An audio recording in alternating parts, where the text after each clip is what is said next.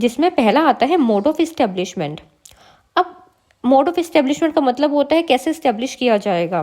तो बिजनेस को इस्टेब्लिश करने के लिए सबसे पहले एंटरप्रेन्योर का एक खुद का डिसीजन होना चाहिए कि मुझे बिजनेस में एंटर करना है।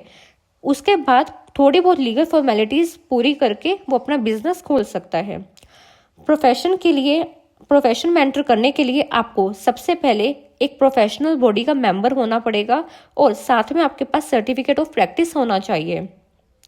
फॉर एग्जाम्पल सीए की फील्ड में सीए बनने के लिए आपको ICAI का मेंबर होना पड़ेगा, institute of chartered accountant of India. साथ में आपके पास 5 इयर्स का सर्टिफिकेट ऑफ प्रैक्टिस होना चाहिए। एम्प्लॉयमेंट में एंटर करने के लिए आपके पास एक अपॉइंटमेंट लेटर आना चाहिए ऑर्गेनाइजेशन से, सर्विस एग्रीमेंट होना चाहिए और एग्रीमेंट को साइन करके आप एम्प्लॉयमेंट में एंटर हो सकते हो। नेक्स्ट है नेचर ऑफ वर्क, किस तरीके का काम करना होगा।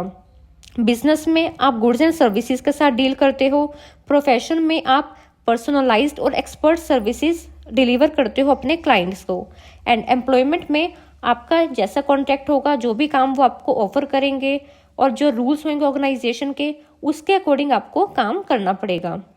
नेक्स्ट है क्वालिफिकेशन। बिजनेस करने के लिए आपको कोई भी मिनिमम क्वालिफिकेशन ऐसा ज़रूरी नहीं होती है, राइट। प्रोफेशन के लिए आपके पास क्वालिफिकेशन भी होनी चाहिए, आपकी उस प्रोफेशन में एक्सपर्टीज भी होनी चाहिए, एंड आपने उस फील्ड से रिलेटेड ट्रेनिंग भी ले रखी हो। तो अगर ये तीनों चीज़ आपके पास है तो आप प्रोफेशन में एंटर कर सकते हो। नेक्स्ट है एम्प्लॉयमेंट। एम्प्लॉयमेंट में आपके पास क्वालिफिकेशन भी होनी चाहिए और आपको अपना काम भी आता हो, तो उसके लिए आपने ट्रेनिंग भी ले रखी हो। तो qualification and training as per service contract and rules of service, तो जो भी सर्विस कॉन्ट्रैक्ट होगा या फिर ऑर्गेनाइजेशन के रूल्स होंगे उसके अकॉर्डिंग आपके पास क्वालिफिकेशन और ट्रेनिंग होनी चाहिए। नेक्स्ट है रिवार्ड और रिटर्न। तो बदले में आपको क्या मिलेगा ये वर्क करके। बिजनेस में आप प्रॉफिट अर्न करोगे, प्रोफेशन में आपको एक प्रोफेशनल फी मिलेगी, एंड एम्प्लॉयमेंट में आपको सैलरी मिलेगी या वेजेस मिलेगी। नेक्स्ट आता है कैपिटल इन्वेस्टमेंट। अब देखो, बिजनेस शुरू करने के लिए तो आपको कैपिटल इन्वेस्ट करनी पड़ेगी।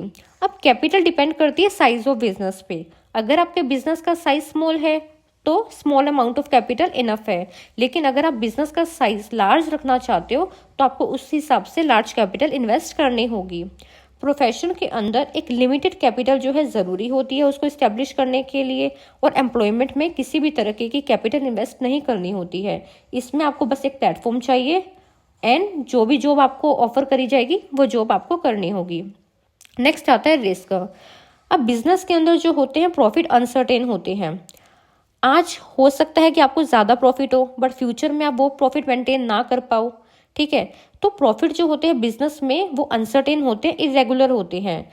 आज हो सकता है 1 लाख रुपीज़ कमा रहे हो, कल आप 50,000 ही कमाओ, तो प्रॉफिट इरेगुलर होते हैं। और एक रिस्क जो होता है वो बिजनेस के अंदर प्रेजेंट होता है, जो हम पहले स्टडी कर चुके हैं। प्रोफेशन के अंदर देखो, आपको जो फी है वो रेगुलर मिलेगी, ठीक है, और सर्टेन होगी आपकी, बट थोड़ा बहुत रिस्क जो है वो प्रोफेशन में भी इन्वॉल्व रहता है। एम्प्लॉयमेंट में किसी भी तरीके का कोई रिस्क नहीं होता है, और होएगा तो बहुत ही स्मॉल नेचर का होता है। क्यों? क्योंकि यहाँ पे आपको काम करके देना है, अपनी जॉब करनी है, और आपको फिक्स्ड और रेगुलर सैलरी मिलती रहेगी। नेक्स्ट आता है code of conduct. Code of conduct का मतलब बोलता है रूल्स एंड रेगुलेशंस।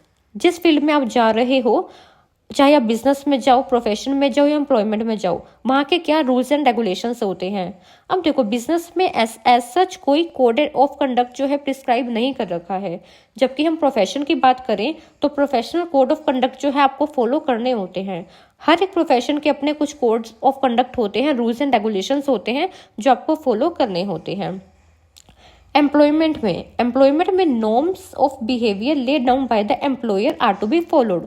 नॉर्म्स मतलब रूल्स एंड रेगुलेशन। तो जो भी rules and regulations and policies जो आपके ऑर्गेनाइजेशन में फॉलो करी जा रही है या आपके एम्प्लॉयर ने सेट कर रखी है, वो आपको फॉलो करना होता है। अब एग्जाम्पल ले लेते हैं। बिजनेस का कौन सा एग्जाम्पल होगा? कोई भी शॉप हो गई, फैक्ट्री हो गई, ये बिजनेस के अंडर आता है। प्रोफेशन में कौन कौन सी चीज़ें आती हैं? Legal, medical, profession, chartered accountant, तो ये सारी जो चीज़ें हैं ये प्रोफेशन में आती है। एम्प्लॉयमेंट में क्या आ जाएगा, आप किसी बैंक में काम कर रहे हो, इंश्योरेंस कंपनी में काम कर रहे हो या कोई भी गवर्नमेंट डिपार्टमेंट में काम कर रही हो, ये एम्प्लॉयमेंट के अंदर आता है।